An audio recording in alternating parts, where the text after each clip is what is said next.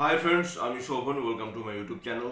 তো এখন আমি এমনই একটা বিষয় নিয়ে কথা বলবো, যে বিষয়টা নিয়ে কথা আমি বলতাম না, কিন্তু অ্যাকচুয়ালি মানে এমন একটা পর্যায়ে ব্যাপারটা পৌঁছে গেছে, তার তা আমি অ্যাটলিস্ট মনে হলো যে আমার ব্যাপারটা নিয়ে কথা বলা দরকার। তা ফার্স্ট অফ অল, এমনই একটা পত্রিকা, যে পত্রিকাটা আমরা ছোটবেলা থেকেই পড়ে আসছি, এবং সেটা জনপ্রিয় একটা পত্রিকা, এবং সেটা ম্যাক্সিমাম লোকজনই এখনো পড়ে ভারতবর্ষে। তো সেখানে সেই আহ, সেই পত্রিকারই একটা রিভিউ বেরিয়েছে, এবং সেই রিভিউটা বেরিয়েছে মির্জা নিয়ে। তা প্রথম কথা হলো যে আমি একটা কথা বলতে চাই, যে মির্জা, আমি সিনেমাটা দেখেছি, এবং সিনেমাটা দেখে আমি আমার ভালো খারাপ যেটা মনে হয়েছে সেটা আমি বলেছি। সিনেমার সবটাই যে ভালো সেটাও নয়। প্রায় পৌনে 3 ঘন্টা, 2 ঘন্টা 45 মিনিট ছিল সিনেমাটা রান টাইম, এবং সিনেমাটা যে সবটাই যে একদম ভালো সেটাও যেরকম নয়, আবার পুরো দিকটাই যে একদম খারাপ সেটা নয়, মিক্সড একটা রিভিউ আমি করেছিলাম। তো আমার যতটুকু ভালো লেগেছে সেটা আমি বলেছি। তো এখানে একটা ব্যাপার যেটা রয়েছে, সেটা আমি যেটা পড়লাম, অবশ্যই পড়েই কথাটাই আমি আমি বলতে চাইছি। তো সেটা হলো যে দেখুন, এই মুহূর্তে বাংলা সিনেমার যে সিনারিও, সেখানে কিন্তু মাস মুভি খুব কম হচ্ছে, খুব কম। কমার্শিয়াল যে আমরা যে মাস যে অ্যাপিলটা কিন্তু খুব কমই পাচ্ছি। আমরা কিন্তু ম্যাক্সিমাম ফ্যামিলি ওরিয়েন্টেড ড্রামা, এরকম মুভি আমরা বেশি দেখছি, এবং সেটা একদমই খারাপ না, সেটা খুবই ভালো। কিন্তু যদি ব্যবসায়িক সাফল্যের কথা যদি আমরা বলি, তাহলে কিন্তু সেদিক থেকে কিন্তু সেটাও অনেকটা বজায় রাখা হচ্ছে, কিন্তু তারপরেও কমার্শিয়াল মুভি থেকে যে ব্যবসায়িক যেই বক্স অফিস যে কালেকশনটা উঠে আসা উচিত, সেটা কিন্তু ঠিকঠাক মতো উঠে আসে না। তার কারণ হলো যে কমার্শিয়াল সিনেমা সেরকম বানানো হচ্ছে না।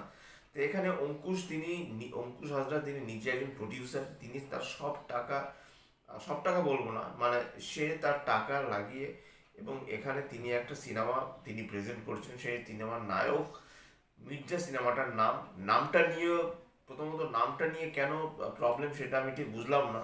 সিনেমাটার নাম যদি মির্জা না হয়ে যদি অন্য কোনো একটা নাম হতো, তাহলে হয়তো বা তার ভালো লাগতো। তো যাই হোক, সেখানে আসছি, পরপর আসছি।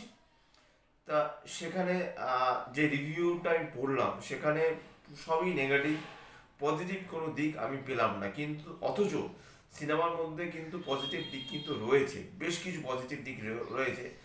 তো এখানে বলা হচ্ছে যে প্রথমত, যে যে সিনারিওটা এখানে দেখানো হচ্ছে, এরকম সিনারিও অ্যাকচুয়ালি কিন্তু এখানে থাকে না। তা আপনি একটা জিনিস চিন্তা করুন, যে আমরা যে সিনেমাগুলো দেখি না, সেটা কিন্তু সমাজেরই প্রতিবিম্ব, এবং পুরোটাই যে পুরো সিনেমার যে প্রতিবিম্ব, আমরা আমরা যে সমাজের যে প্রতিবিম্ব হিসেবে সিনেমাকে দেখছি, সেটা পুরোটাই কি আমরা একদম সঠিকভাবে কি সেই জিনিসটাকে বানানো হয়? সেটাকে তো লার্জার দ্যান লাইফ বানানো হয়, আউট অফ দ্য বক্স বানানো হয়, কমার্শিয়াল মুভিটাকে সেভাবেই প্রেজেন্ট করা হয় যাতে দর্শকদের দেখতে ভালো লাগে, তারা যাতে এন্টারটেইনড হয়।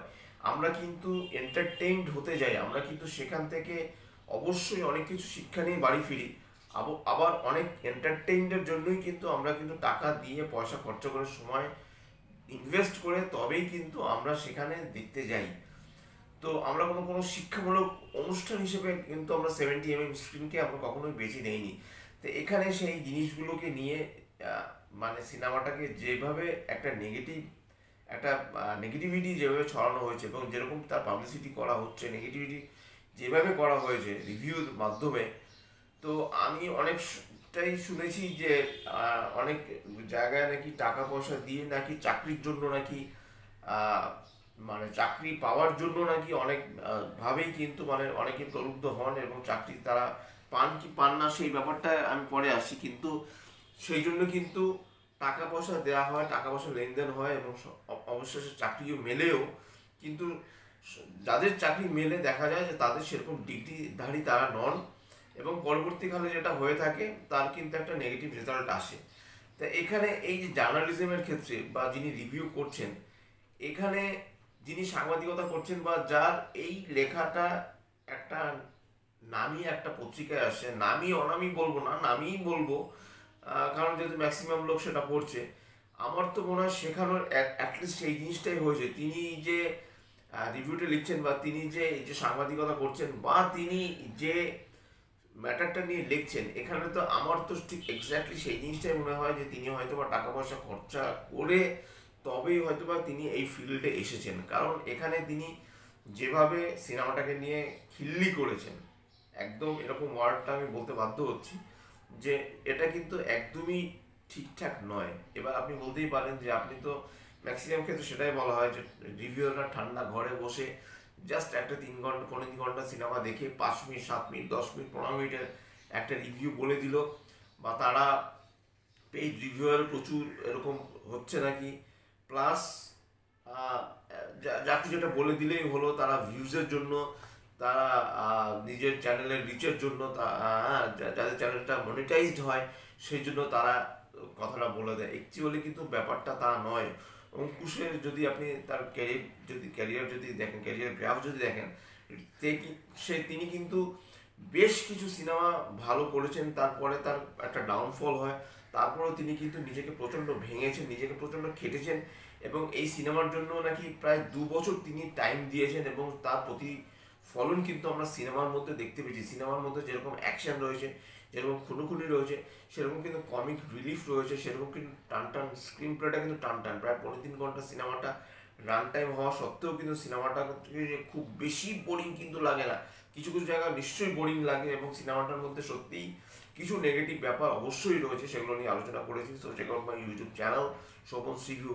কিন্তু তার মানে এই নয় যে সিনেমাটাকে নিয়ে আমি যা খুশি তাই বললাম। কৌশিক গাঙ্গুলির পোশাক নিয়ে যেভাবে একটা কথা বলা হয়েছে যে এই গরমে কৌশিক গাঙ্গুলির পোশাক নিয়ে কথাবার্তা বলা হচ্ছে, তাহলে আমরা থিয়েটার যখন দেখি, থিয়েটারে কিন্তু আমি যতদূর দেখি থিয়েটারে কিন্তু অনেক ভারী ভারী পোশাক পরানো হয়, এবং সেই থিয়েটার কিন্তু সব থিয়েটার কিন্তু এসি থিয়েটার নয়। এখন থিয়েটার অনেক কমে গেছে, এবং থিয়েটার দেখতে যখন মানুষ যান, তারা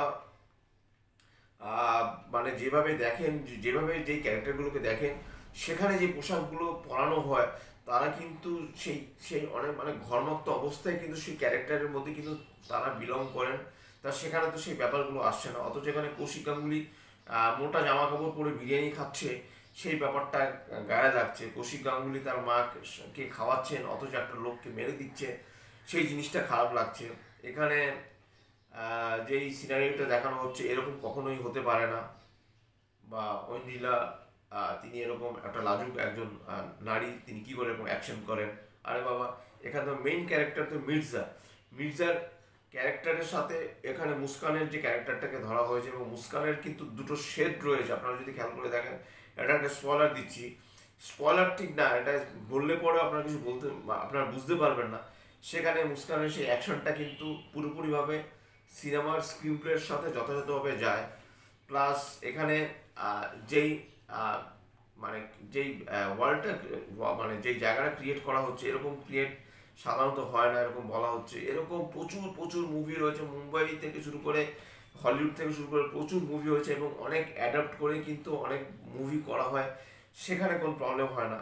কিন্তু যখন বাংলা মুভি, যখন একটা কমার্শিয়াল একটা মুভি আসে, এবং যেই মুভিটাকে নিয়ে অনেকে রীতিমতো আলোচনার তুঙ্গে শীর্ষে থাকে, তখন এই নিয়ে প্রচুর লেখালেখি হয়, এবং সেই লেখালেখিটার যে মাপকাঠি বা মাপদণ্ড আমি যদি বলি, সেটাকে অনেক নিচের দিকে নামিয়ে নেওয়ার কি কারণ সেটা আমি জানি না।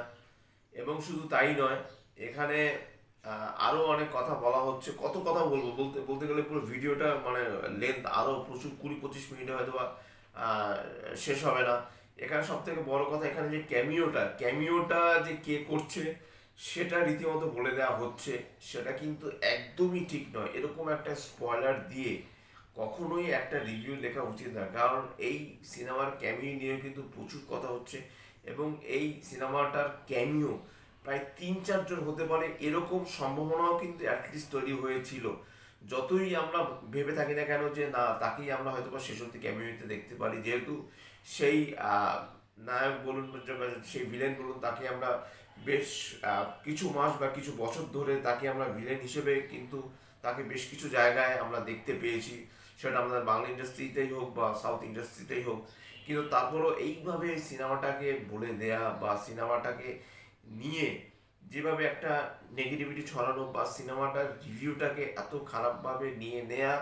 শুধু তাই নয়, মির্জা সিনেমার সাথে সত্যজিৎ রায়ের এমনই দুটো সিনেমার আলো মানে রেফারেন্স টেনে নেয়া, এটা যে কতটা বোকামো সেটা আমার মনে হয়, আমার চ্যানেলটা যদিও খুব ছোট, এবং আমি যতটুকু মনে করি যে রিভিউটা এমনভাবে লেখা হয়েছে যে সিনেমাটা আমি দেখব, সিনেমাটা দেখে সিনেমাটাকে নিয়ে যত খারাপ খারাপ কথা বলা যায়, মানে অবশ্যই মানে কিছু অলংকার তার মধ্যে আমি পড়াবো, যে অলংকারগুলো হ্যাঁ খাঁটি সোনার হবে না, হবে ইমিটেশনের, একদম পারফেক্ট কথা যদি বলি, তারপর ফলে এরকম একটা রেটিং দেবো 3/10, এরকম একটা রেটিং দিয়ে তবেই আমি রিভিউটাকে লিখবো। তো কাজেই এরকম যদি এরকমভাবে যদি রিভিউ লেখা হয়, অনেকেই কিন্তু আছে, এরকম দর্শকও আছে যে এরকম একটা রিভিউ পড়লাম বা এরকম একটা রেটিং দেখলাম বা এরকম একটা কি করলাম, এরপর আমি সিনেমাটা দেখতে যাব না। এরকমও প্রচুর হয়। ইউটিউবারদের ক্ষেত্রেও কিন্তু সেই জিনিসটা হয়। অনেক কিন্তু আজকাল অডিয়েন্স আছেন, তারা কিন্তু রিভিউয়ারদের কথা শুনে তবে কিন্তু সিনেমা দেখতে যান, এরকমও কিন্তু দেখা গেছে। কাজেই বারবার বলছি যে আপনারা এরকম একটা জঘন্যতম একটা রিভিউ পড়ে, একটা নামি দামি একটা পত্রিকার এরকম একটা রিভিউ পড়ে, বা তাদের এরকম প্রায় অনেকটা স্পয়লার দিয়ে দেওয়া, সেই ব্যাপারটা শুনে বা অঙ্কুশের ক্যারেক্টারটা নিয়ে সেই ক্যারেক্টারটা থেকে হাসি পাচ্ছে, এবং গরিবের জওয়ান, গরিবের পাঠান, এই যে কথাগুলো বলা হচ্ছে, বড্ড বোকা বোকা কথা বলা হচ্ছে। কারণ বলিউড মুভি, তাদের যে বাজেট, তাদের বাজেটের 100 ভাগের 1 ভাগ বাজেট কিন্তু আমাদের বাংলা ইন্ডাস্ট্রির হয় না। তার কারণ হলো ইকোনমিক একটা ব্যাপার আপনাকে দেখতে হবে, সেরকম ডিস্ট্রিবিউটর দিকটা আপনাকে দেখতে হবে, সেরকম পয়সা ইনভেস্ট করার মতো তো সেরকম লগ্নি করার মতো তো লোক চাই এখানে। আপনি যদি আমরা যদি এসভিএফ এর কথাই ধরি, এসভিএফ ছাড়া কিন্তু প্রোডাকশন, অন্যান্য যে প্রোডাকশন হাউসগুলোও কিন্তু সেরকমভাবে কিন্তু অতটা স্ট্রং নয়। সম্প্রতি দেব এন্টারটেনমেন্ট ভেঞ্চার রয়েছে, বা জিৎস ওয়ার্কস, বা জিৎ ফিল্ম ওয়ার্কস, বা গ্রাসরুট এন্টারটেনমেন্ট, এদের কাছাকাছি নতুন করে যে প্রোডাকশন হাউসগুলো খোলা হচ্ছে, বা অঙ্কুশের যে নতুন প্রোডাকশন হাউস, একদম নতুন প্রোডাকশন হাউস যে এসছে, এই যে প্রোডাকশন হাউসগুলো একের পর এক খোলা হচ্ছে, বনি কৌশলী প্রোডাকশন হাউস খোলা হচ্ছে, এদের কাছে এমন কোনো অর্থ নেই যা দিয়ে আমি একটা বড় বাজেটের একটা মুভি বানাতে পারবো, এবং সেই বাজেটটা বানাতে গেলে পরে সেখান থেকে সেই যে একটা বড় বাজেটের আমি যে একটা মুভি বানাবো, সেই মুভিটা যে কতটা সাকসেসফুল হবে সেটাও তো একটা ব্যাপার। আমাকে তো একটা বাজেটের, একটা বিগ বাজেটের সিনেমা বানিয়ে তারপরে সেটা যদি মুখ থুবড়ে পড়ে, তাহলে কতটা কি পরিমাণ লসে রান করতে হবে সেই প্রডিউসারের, সেখান থেকে ডিস্ট্রিবিউটার রয়েছে, তারপরে তো আরও অন্যান্য ব্যাপারগুলো রয়েছে, এক্সিবিটার, তারপরে অ্যাক্টর অ্যাক্ট্রেসদের পাওনা গন্ডা মেটানো থেকে শুরু করে পুরোপুরি একটা প্রসেস চলে, একটা কাস্ট অ্যান্ড ক্রুজ, তাদের টাকা মেটানো, অনেক ব্যাপার কিন্তু রয়েছে। কাজেই কখনোই কিন্তু আমি তুলনা করতে পারি না। আমি একটা হলিউডের সিনেমার সাথে, হলিউডে কিন্তু আরও প্রচুর প্রচুর কোটি কোটি, কয়েকশো কোটি টাকা সেখানে মানে লগ্নি করা হয়, লগ্নি বিনিয়োগ করা হয়, সেখানের সাথে সাউথ ইন্ডাস্ট্রির কথা চলে না, সাউথ বা বলিউডের কথা, সেটার সাথে আমরা বাংলা সিনেমার কিন্তু সিনারিও কখনোই মেলাতে পারি না। আমরা একটা সিনেমার সাথে আর একটা সিনেমার মিল খুঁজতে যেতেই পারি, কিন্তু এখানে জওয়ান বা পাঠানের তার লুকের সাথে, এসআরকে লুকের সাথে কিন্তু কখনোই মির্জার যে অঙ্কুশের লুকটা কিন্তু কখনোই আসে না। তাহলে ধরে নিতে হবে যিনি রিভিউ করেছেন তিনি তাহলে জওয়ান বা পাঠান সেই সিনেমাটা তিনি দেখেননি, তিনি না দেখে রিভিউ একটা করেছেন। অবশ্যই তিনি সিনেমাটা দেখেছেন, মির্জা সিনেমাটা তিনি দেখেছেন, কিন্তু যেই সিনেমার রেফারেন্সগুলো করা হচ্ছে সেই সিনেমাগুলো তিনি ঠিকঠাক দেখেননি। তিনি হয়তো সিনেমাটা কারো মুখে শুনেছেন, তবে তিনি রিভিউটা করেছেন। কাজেই একটা, আপনি একটা রিভিউ করছেন, আপনি একটা আহ, এমন একটা জায়গায় তিনি রিভিউ করছেন, আপনি আমাদের মতো এরকম এরকম মোবাইল খুলে বসে আপনি কিন্তু রিভিউ করছেন না, আপনি কিন্তু প্রিন্ট মিডিয়াতে রিভিউ করছেন। কাজেই সেখানে কিন্তু আমাদেরও যেরকম একটা বাধ্যবাধকতা রয়েছে, আমাদেরও কিন্তু একটা লিমিটেশন রয়েছে, আমরাও কিন্তু যা খুশি তাই বলতে পারি না। আপনারও কিন্তু রাইট নেই যে একটা সিনেমাকে মানে একটা সিনেমাকে আপনি যা খুশি তাই বললেন, সেটা কিন্তু আপনি বলতে পারেন না, এবং আপনার সেই অধিকার কিন্তু নেই। এবং বাংলা সিনেমা যখনই কমার্শিয়াল মুভি চলে আসে, তখনই দেখেছি যে এমন এমন কিছু রিভিউয়ার রয়েছে, বা এমন এমন কিছু আহ, কথা উঠে আসে, বা এমন এমন কিছু পত্রিকা, এমন এমন কিছু লেখা তারা লেখে যেটা একদমই কিন্তু বোধগম্য নয়। এবং আমি অবশ্যই রিকোয়েস্ট করবো যে এর পরবর্তীকালে অ্যাটলিস্ট আপনি যখন রিভিউ করবেন দয়া করে অন্য সিনেমার রেফারেন্স টানবেন না।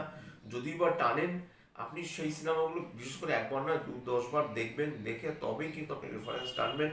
এবং এটা বলেই আমি আমার বক্তব্য শেষ করছি। আশা করি আমি বোঝাতে পারলাম যে অ্যাকচুয়ালি আমি কি বোঝাতে চাইছি এবং আমি কোন পত্রিকাকে উদ্দেশ্য করে এবং কোন যে রিভিউ করেছেন তাকে উদ্দেশ্য করে আমি কথাটা বলতে পেরেছি। অ্যাটলিস্ট তাকে আমি রিপ্লাই দিচ্ছি, ডিরেক্টলি রিপ্লাই দিচ্ছি না, আমি ইনডিরেক্টলি রিপ্লাই দিচ্ছি। কারণ আমি আবারও বলছি আমার চ্যানেলটা খুব ছোটো, হয়তোবা আমার এই ভিডিওটা হয়তোবা কজন 10 জন 20 জন 100 জনের কাছে হয়তোবা পৌঁছবে, কিন্তু আপনি যে রিভিউ করছেন আপনার রিভিউ কিন্তু প্রচুর লোকের কাছে পৌঁছে গেছে এবং সেখান থেকে কিন্তু তাদের মধ্যে একটা মানে দুরকম মাইন্ডসেট কিন্তু অলরেডি হয়ে গেছে।